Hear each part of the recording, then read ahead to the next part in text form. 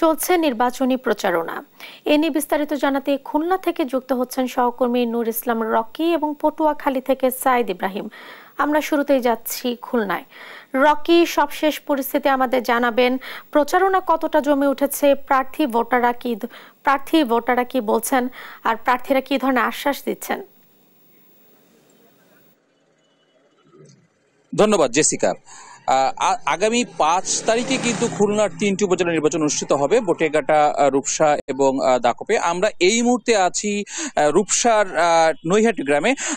দর্শক, আপনারা দেখতে পাচ্ছেন যে এইখানে কিন্তু নির্বাচনকে কেন্দ্র করে আসলে উৎসবের আমেজ বয়েছে এবং সব ধরনের মানুষ এখানে আসলে জড়ো হয়েছে। ছোট থেকে বড়, বৃদ্ধ, সকলে কিন্তু এটা নির্বাচনী আমেজের ভিতরে আছে।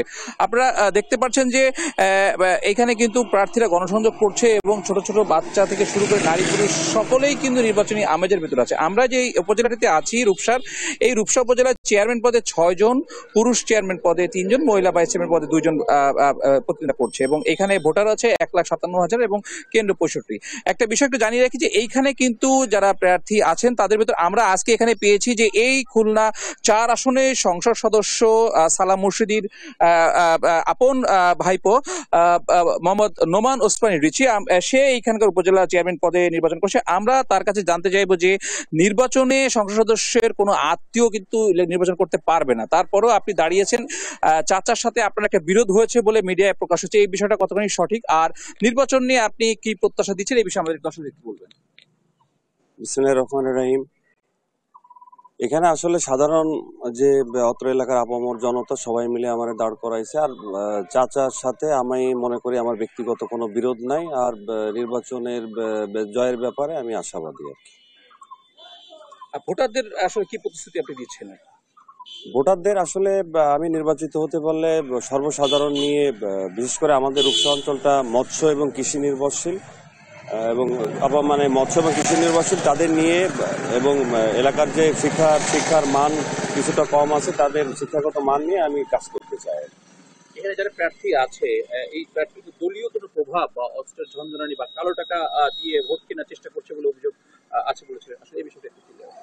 দলীয় প্রভাব অবশ্যই এখানে হ্যাবিয়েট অনেক প্রার্থী আছে, তাদের বিভিন্ন মানে সমর্থন দিচ্ছে, দায়িত্বশীল ঊর্ধ্বতন দায়িত্বশীলরা বিভিন্ন রকম সমর্থন দিচ্ছে, আর প্রচুর অনেক প্রার্থী আছেন, প্রচুর টাকা পয়সা খরচ করতেছে আমাকে।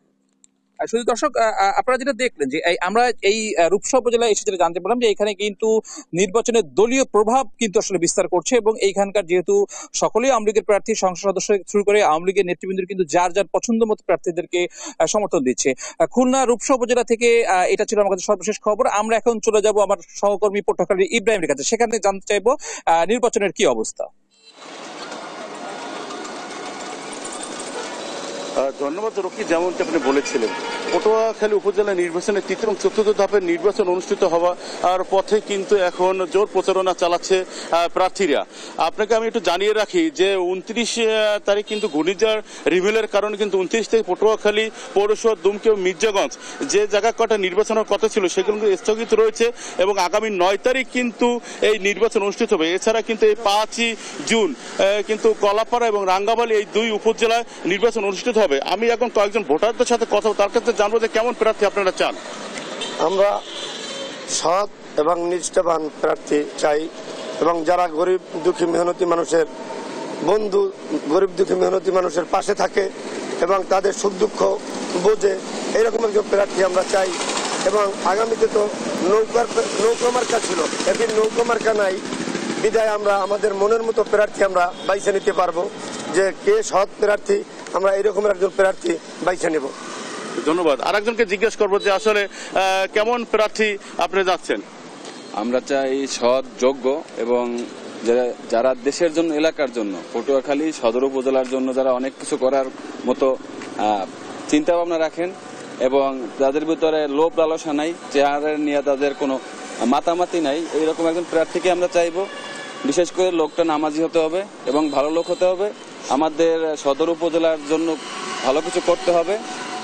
আর বিগত যে টাইম আমরা সদর উপজেলার বাসিন্দা, লাস্ট 5 বছরে আমরা কোনোদিনই আমাদের যে জনপ্রতিনিধি ওনাদেরকে দেখি নাই।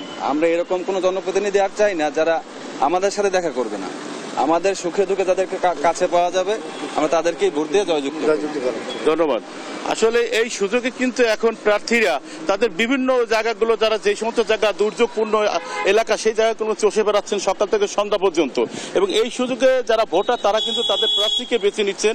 অনেক প্রার্থীরা তাদের শুকনো খাবার, আর্থিক সহযোগিতা থেকে শুরু করে সবকিছুই কিন্তু আপনার বন্টন করতেছেন যারা আসলে এই ঘূর্ণিঝড় রিমেলে ক্ষতিগ্রস্ত হয়েছে।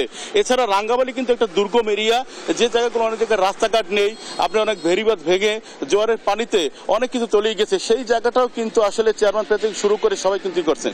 এই ছিল আমার কাছে এখনকার মতো সর্বশেষ সংবাদ নির্বাচনী প্রচারণা। আমরা ফিরে যাবো স্টুডিওতে জেসিকার কাছে।